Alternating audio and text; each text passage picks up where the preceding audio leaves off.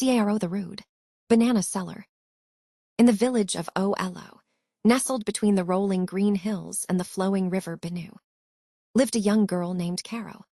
At only 16, Caro was already famous. Her bananas were the freshest in the village. They were big, bright, and delicious. Because of this, many people came to buy from her. But Caro had a terrible habit. She was very rude. Her mother, Mama Caro, was a gentle soul who grew the sweetest, most plump bananas in all of Olo. But since her father had passed, Mama Caro's health had dwindled, and the task of selling the bananas in the bustling village market fell entirely upon Caro. Now Caro was not lazy. She worked hard, waking up before the rooster finished his morning call to harvest the best bunches. But something in her spirit had hardened. She saw every customer not as a neighbor, but as an opponent.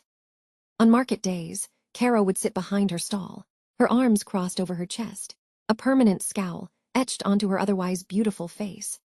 Her bananas, yellow as the sun, were arranged neatly, but no one dared approach her without stealing themselves first.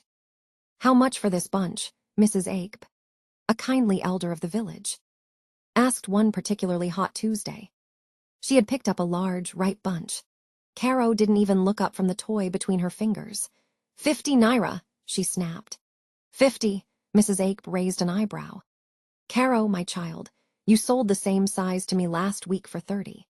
The market is slow today. Surely you can do a little better. Caro glared, her eyes narrowing. 50 naira, you want it, you pay. You don't want it, drop it and move. My time is not for bargaining. The elder was taken aback. But Caro, where's your respect? I am older than your mother. Caro stood up, towering over the sitting woman, and my bananas are better than anyone else's in this entire market.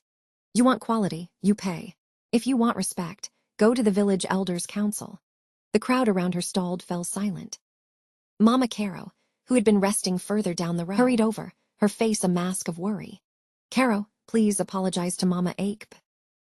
Caro just shrugged and sat back down. I have not said anything wrong, Mama. A price is a price. And so it went. When customers greeted her politely, Caro often ignored them.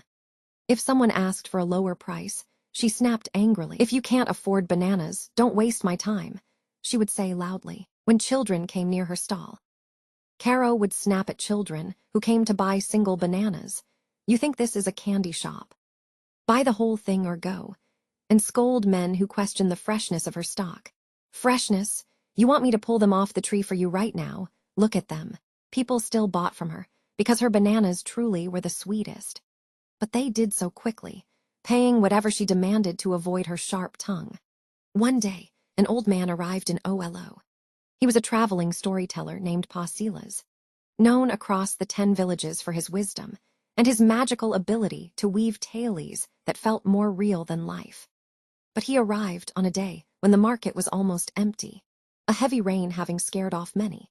He was hungry and had only a few notes. He approached Caro's stall. The rain had dampened his threadbare tunic, and he looked frail. Blessings to you, young one, he said in a voice that rumbled like distant thunder. Caro, bored by the slow market, huffed. What do you want, old man? Just show me your money. Pasila smiled, showing few teeth. I have no money for a whole bunch, but perhaps just one, to still my hunger. We don't sell single bananas here, Caro said, dismissing him with a wave of her hand. Go and buy roasted corn. Pasilas held out his calloused hands. But your mother's bananas, I have heard they taste of moonlight and sugar. Please, my child. Caro became angry. Are you deaf? I said no. Now move, you're blocking the path. She actually reached out and pushed his shoulder, causing the old man to stumble. A gasp went through the few market-goers who witnessed it. Pa Silas steadied himself. He did not look angry, only infinitely sad. He looked into Caro's eyes, and for a fleeting moment, she saw something there, a vision of herself as a small child, laughing and giving away bananas to everyone. He spoke, but his voice was different now. It was not the weak rattle of an old man, but a powerful, ancient sound. Your heart is like a banana that has stayed too long on the tree. Caro, it has become bitter, and a bitter heart yields bitter fruit. He turned and walked away, not down the path, but directly into the thick, overgrown jungle that bordered the market. Caro turned back to her bananas. She reached for the largest, sweetest bunch, a hand she had meticulously polished with a cloth earlier that morning. As her fingers touched the peel, the vibrant yellow color began to fade. A sickly, dark brown spread instantly from her fingertips across the entire bunch. The smooth skin wrinkled and turned mushy. A foul, fermented smell rose from the stall. Caro screamed. She scrambled back. The people gasped again. She rushed to another bunch. Same result. Her touch, the very essence of her presence, was turning her mother's beautiful bananas into rotting black mush. By the end of the day, every single banana in her stall was ruined.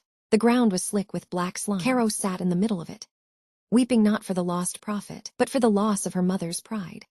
A curse, the villagers whispered. The storyteller has cursed her. For 3 days, Caro stayed home. She couldn't touch a banana. Her mother, Mama Nneka, was heartbroken.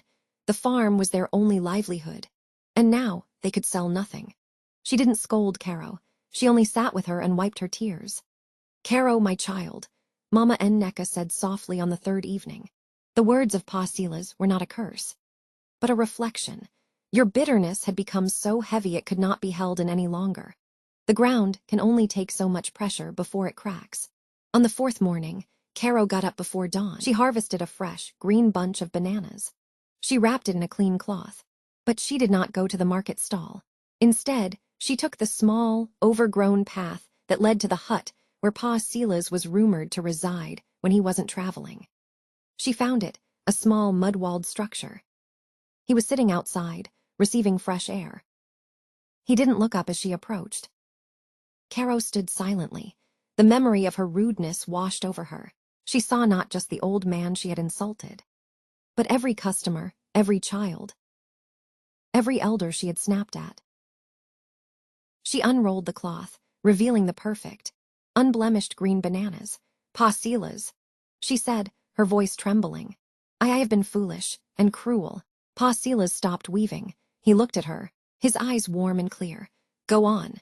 I thought that being tough would protect my mother and me," Caro said, tears starting to fall. "I thought that if I was hard, people wouldn't take advantage of us. But I was wrong. I was only poisoning my own life. And the only thing my mother had left, her hard work.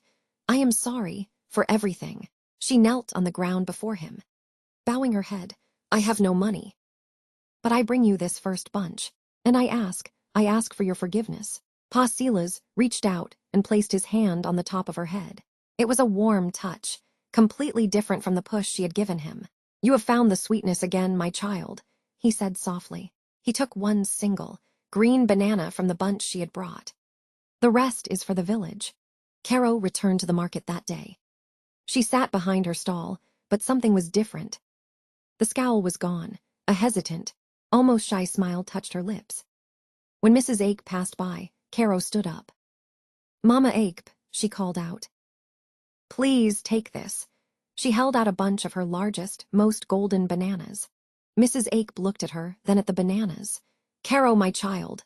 "For all the times I was rude," Caro said, her head low. "For everything." The market seemed to hold its breath. Mrs. Ake took the bananas, her eyes filling with tears. She reached out and hugged the young girl. "It is forgotten, Caro. Welcome back." From that day on, the bananas at Caro's stall remained perfect and sweet. Her touch, far from being a curse, now seemed to make them even more delicious. Caro was no longer Caro, the rude banana seller. She was Caro, the smiling banana seller, whose laughter was as sweet as her mother's fruit, and whose story was told and retold as a reminder that kindness, indeed, yields the sweetest harvest of all. Moral of the story: good manners attract people. Rude words chase blessings away. Kindness is the best thing you can sell.